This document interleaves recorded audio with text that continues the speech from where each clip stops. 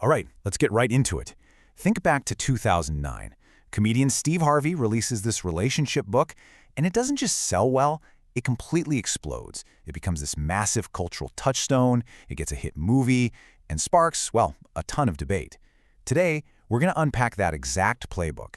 Act like a lady, think like a man. So, the whole idea is honestly super direct. Harvey basically says that, and I'm quoting here, too many women are clueless about men. He says the rules women have been following are just not working. And to win, he says, you have to get inside a man's head.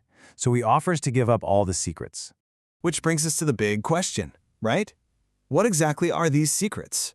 What's inside this playbook that Harvey claims is such a game changer for love? Well, let's pull back the curtain and take a look. Okay, first things first. Before you can understand anything else, Harvey says you have to understand the fundamental DNA of a man. You have to know what gets him out of bed in the morning, what truly drives him. And his whole argument is that it's actually really simple. He says men are not these complicated, mysterious creatures. In fact, he boils everything a man is fundamentally driven by down to just three things.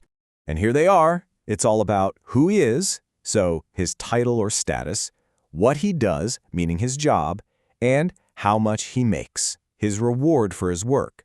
Harvey's point is, until a man feels like he's winning in these three areas, he literally can't focus on a relationship. It's not that he doesn't like you, it's just that his primary mission, to feel like a man, has to come first. Okay, so if that's what drives him, then how does a man actually love? This is another spot where Harvey draws a really thick line in the sand. He's basically saying men and women are operating on two totally different frequencies here. And you can really see the difference here. According to Harvey, a woman's love is this very nurturing, patient, unconditional thing. But a man's love, he says it's not about all the sweet talk and the poetry. It's simple, it's direct, and it's all about action.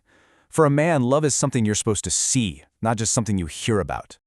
And you've probably guessed the pattern by now. He boils that love and action down to another set of three things.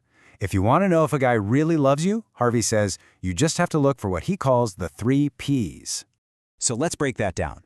Number 1, he'll profess. That means he gives you a title, he introduces you as my girlfriend or my fiancé, he claims you in public. Number 2, he'll provide. This is all about taking care of you, either with his money or with what Harvey calls sweat equity, fixing your car, handling things around the house. And number 3, he'll protect. He'll be the one to stand between you and any kind of harm. If a man is doing these 3 things, Harvey says, that's love, period. All right, so moving on to the next part of the playbook. We've talked about what drives a man and how he shows love, so what does he need to get from his partner in return?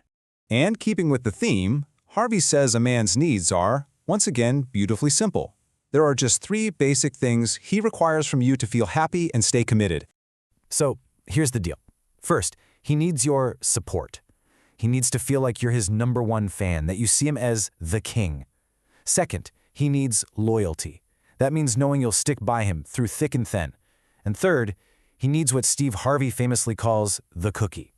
And yeah, this is probably one of the most talked about parts of the whole book. The cookie is Harvey's code word for sex. But his argument is that for men, it isn't just a physical thing. It's their main way of feeling connected and loved. It's how they, quote, plug in, recharge, and reconnect. And in his view, withholding it is a huge mistake. All right, last big piece of the puzzle here, communication. Or as Harvey kind of presents it, the main reason for miscommunication. He calls it the male fix-it mentality.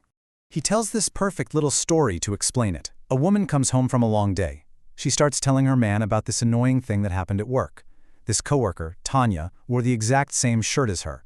All she wants to do is vent and connect over how frustrating it was. And her man's response? It's immediate, it's logical, and to him, it's super helpful. He just says, don't wear it anymore. Boom, problem solved. He heard a problem, he offered a solution. He has no idea why she's now even more upset because in his mind, he just fixed everything.